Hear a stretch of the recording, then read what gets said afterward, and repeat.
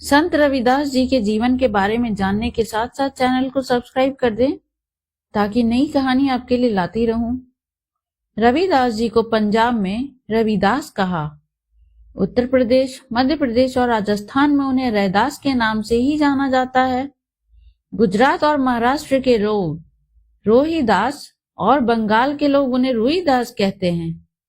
कई पुरानी पांडुलिपियों में उन्हें रायादास, रेदास, रेमदास और रैदास के नाम से भी जाना जाता है। कहते हैं कि माघ की पूर्णिमा को जब रविदास जी ने जन्म लिया, वह रविवार का दिन था, जिसके कारण उनका नाम रविदास रखा गया। उनका जन्म माघ माह की पूर्णिमा को 1376 ईस्वी को उत्तर प्रदेश के वाराणसी शहर के गोवर्धनपुर गांव में हुआ था। उनकी माता का नाम कर्मा देवी तथा पिता का नाम संतोख दास था। उनके दादा का नाम श्री कालूराम जी, दादी का नाम श्रीमती लखपति जी, पत्नी का नाम श्रीमती लोना जी और पुत्र का नाम श्री विजय दास जी है। रविदास जी चर्मकार कुल के होने के कारण वे जूते बनाते थे। ऐसा करने में उन्हें बहुत खुशी मिलती थी और वे पूरी लगन तथा परिश्रम से अपना कार्य करते थे। उनका जन्म ऐसे समय में हुआ था जब उत्तर भारत के कुछ क्षेत्रों में मुगलों का शासन था। चारों ओर अत्याचार, गरीबी, भ्रष्टाचार व अशिक्षा का बोलबाला था। उस समय मुस्लिम शासकों द्वारा प्रयास किया जाता था कि अधिकांश हिंदुओं को मुस्लिम बनाया जाए। संत रविदास की ख्याति लगातार बढ़ रही थी, जिसके चलते उनके लाखों भक्त थे, जिनमें हर जाति के लोग शामिल थे। यह सब देखकर एक परिद्ध मुस्लिम सरदाना पीर उनको मुसलमान बनाने आया। उनका सोचना था कि यदि रविदास मुसलमान बन जाते हैं तो उनके लाखों भक्त भी मुस्लिम हो जाएंगे। ऐसा सोचकर उन पर हर प्रकार से दबाव बनाया गया था, लेकिन संत रविदास को तो संत थे, उन्हें किसी हिंदू या मुस्लिम से नहीं, मानवता से मतलब था। संत रविदास जी बहुत ही दयालु और दानवीर थे।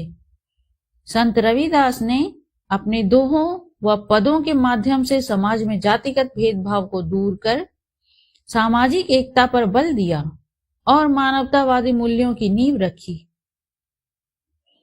रविदास जी ने सीधे सीधे लिखा कि रैदास जन्म के कारण होत न कोई नीच, नर को नीच कर डारी है ओछे कर्म की नीच।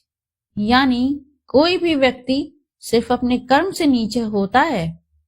जो व्यक्ति गलत काम करता है वो नीच होता है। कोई भी व्यक्ति जन्म के हिसाब से कभी नीच नहीं होता।